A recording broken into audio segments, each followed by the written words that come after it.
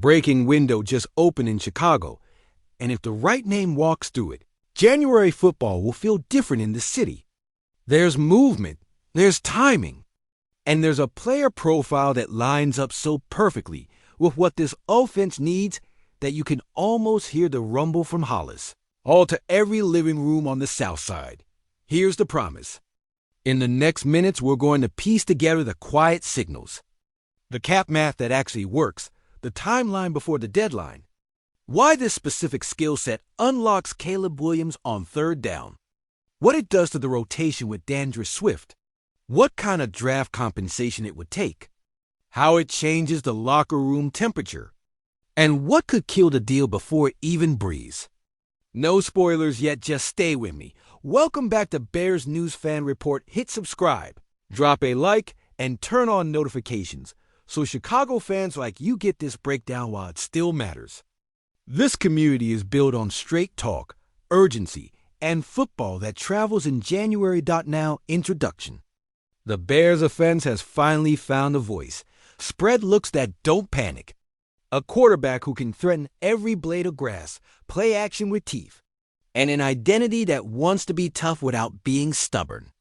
But there's a gap that shows up late in games and in cold fourth quarters.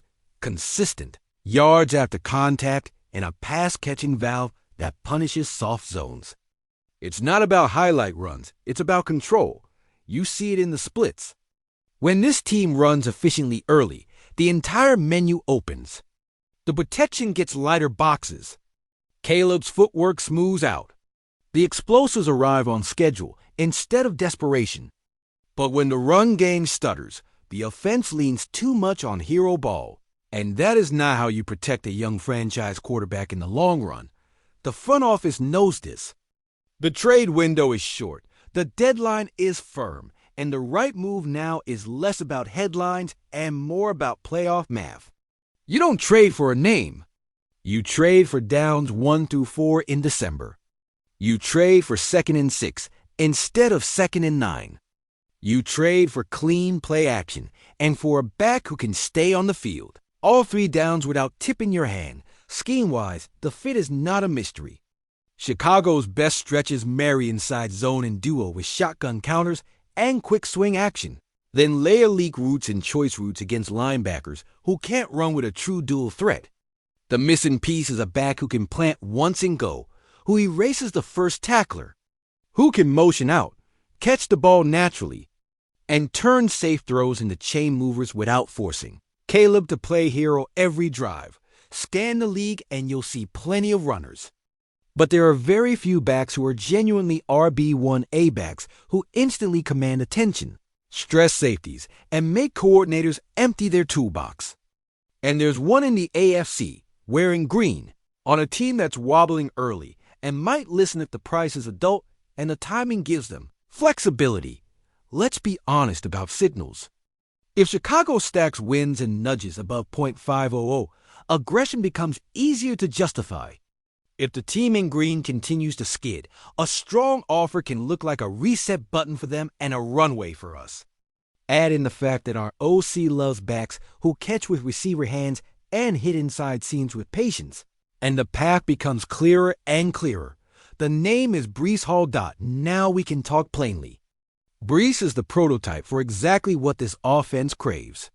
He gives you home run speed without sacrificing vision. He passes the pass pro check. He runs through arm tackles like they're caution tape.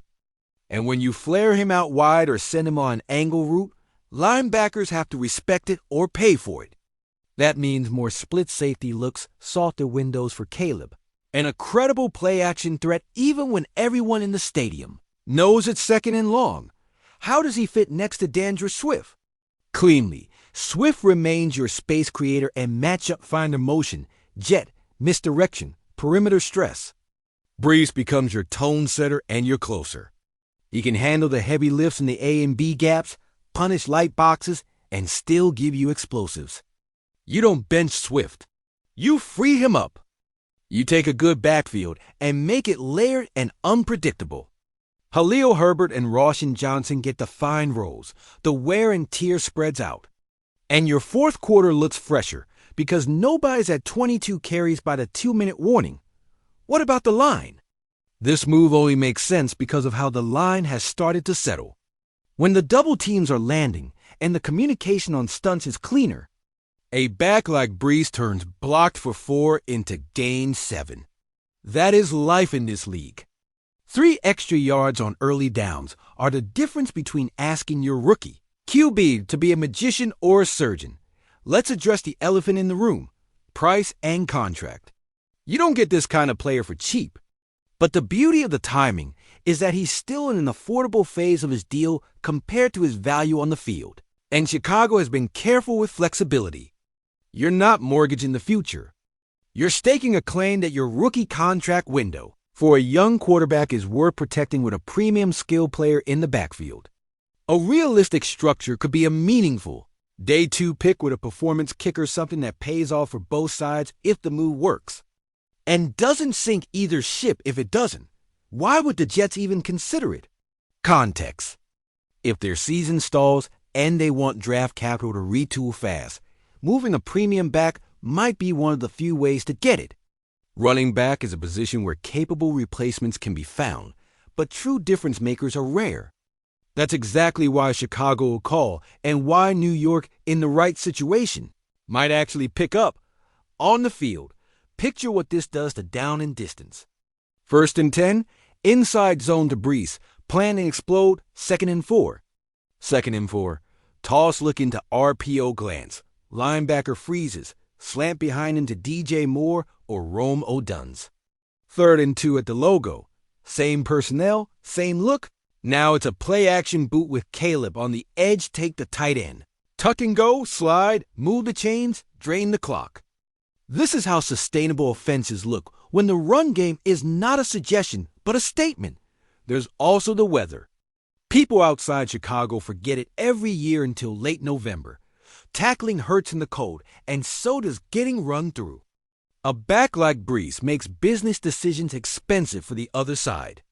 He's not just speed. He's contact balance plus will. That matters when the temperature drops and the field is honest. Health. He came back from a major injury and regained the burst. You manage the workload smartly, you rotate, you build the week around freshness. Chicago's staff has shown they understand sports science and recovery. This move would be an extension of that mindset rather than a test of it. Is this fact or speculation? Right now, it's smart, informed speculation. There's no press release, there's no graphic on a scoreboard, there's no flight tracker to follow. What there is: logic, timing, need, and a fit that checks every football box you can name. The conversation exists because the football reasons are undeniable. If the deal happens, the ripple effect is immediate. Caleb gets a veteran back who can win in protection and in space. The OC gets to call the game from the front, not the back. The defense gets more rest because the offense owns the clock. Special teams benefit from better field position as drives cross midfield. And the whole building feels the confidence that comes from a front office taking the swing at the right time for the right reason. If it doesn't happen, the message is still useful. It forces other rooms to raise their standard. It clarifies what good enough is not. It tells a young quarterback that the organization is looking for every edge to make his job easier and his future brighter.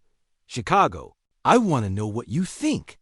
Would you pay a real price for a true RB1A if it means protecting Caleb Williams and leaning into a balanced identity built for January? Do you see it the way I do: an accelerator that turns long drives into points and ugly gains into wins?